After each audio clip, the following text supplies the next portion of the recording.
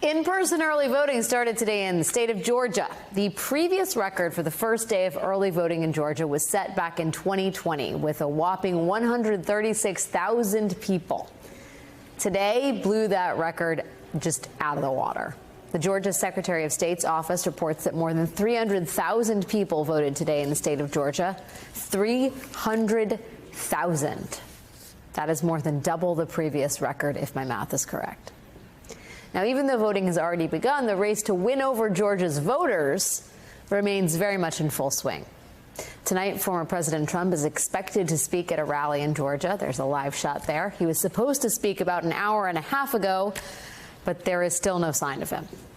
As you can imagine, most people attending a Trump rally are pretty likely to have already made up their minds about who they're voting for. But if you don't regularly watch Trump rallies and you have not seen what they have become, well, you should see what happened in Pennsylvania last night. Now, by now, you may have heard that multiple attendees at that rally needed medical attention because of just how hot it was inside the venue.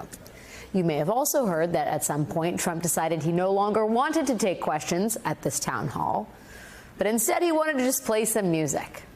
And you have probably heard that Trump then just stood there, kind of swaying and occasionally, I guess we'll call it dancing, for more than 30 minutes. You've probably heard all of that by now. But really, you gotta see it. Would anybody else like to faint? Please raise your hand. Let's do it now. Please raise your hand. You know what we could do, though? If my guys can do it, how about we'll do a little music. Let's make this a musical fest. So put on Pavarotti singing Ave Maria. Nice and loud. Turn it up louder. We want a little action here. Turn it up louder.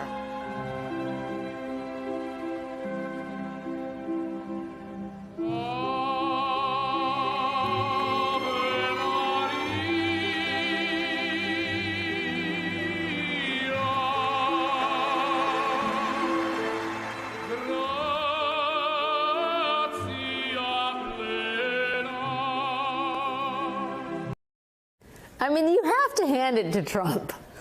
Ave Maria is really not your typical rally song. That is how the musical portion of Trump's rally last night got started. It began as a response to medical emergencies in the crowd. But then after Ave Maria stopped playing, Trump talked about maybe taking a few questions more before ultimately deciding that no, actually, he wanted to just keep playing music. Let me hear that music, please. Everyone, let's thank President Trump. Nice and loud. God bless you. Let's send President Trump back to the White House. Thank you, everyone. Thank you, everyone.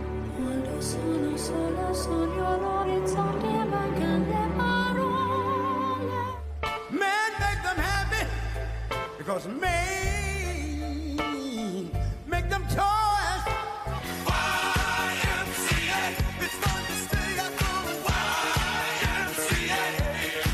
I know this room, I've walked this floor. I used to live alone before I knew you.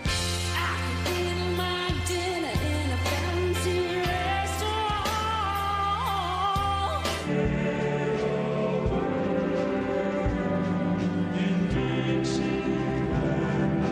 Drag back home and drown my troubles away. It's a damn shame.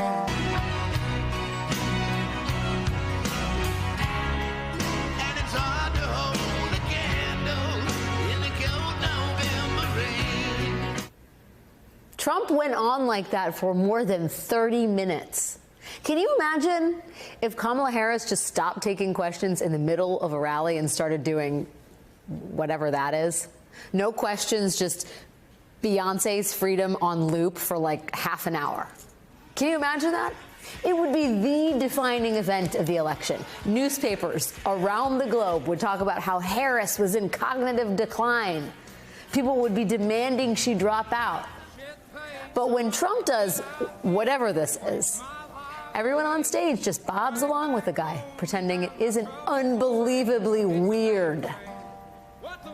And last night was part of a pattern. Trump has been primarily doing only highly curated and choreographed events that look like real interviews, but that actually feature friendly moderators like Republican Governors Kristi Noem and Sarah Huckabee Sanders and Congresswoman Anna Paulina Luna, just teeing him up for softball questions. Trump then rants and raves about whatever he wants, and the moderators just nod along. For the most part, Trump has been avoiding any substantive confrontation or genuine skepticism.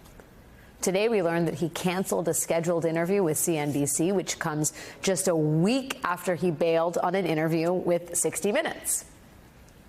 A week ago, Trump backed out.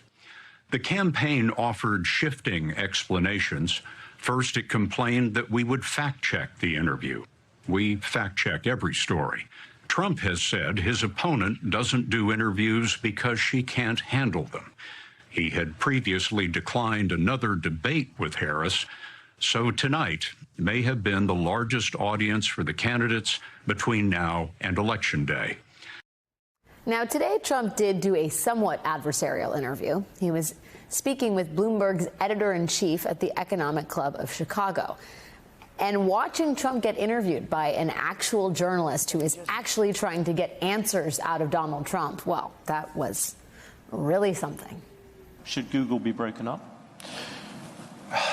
I just haven't gotten over something the Justice Department did yesterday, where Virginia cleaned up its voter rolls and got rid of thousands and thousands of bad votes, and the Justice Department sued them that they should be allowed to put those bad votes and illegal votes back in and let the people vote. So I haven't gotten over that. A lot of people have seen that. They can't even believe it. The question is about Google, President Trump. In this interview, Trump also claimed that 2020 was a peaceful transfer of power and said that if he did call Vladimir Putin up to 7 times after leaving the White House, it would have been a smart move. Trump refused to comment on whether or not he did or did not call the leader of America's biggest geopolitical adversary, but wanted everybody to know it would have been really smart if he did.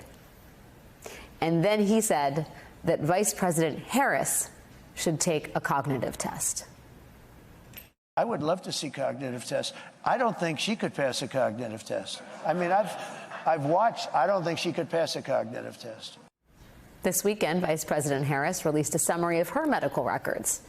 And yesterday, a group of 230 doctors, nurses, and healthcare professionals called on Trump to release his medical records. So far, he has declined. Instead, Trump has pointed at the seasonal allergies in Vice President Harris's health records, an affliction Trump claims is a very messy and dangerous situation. Who exactly should take a cognitive test again?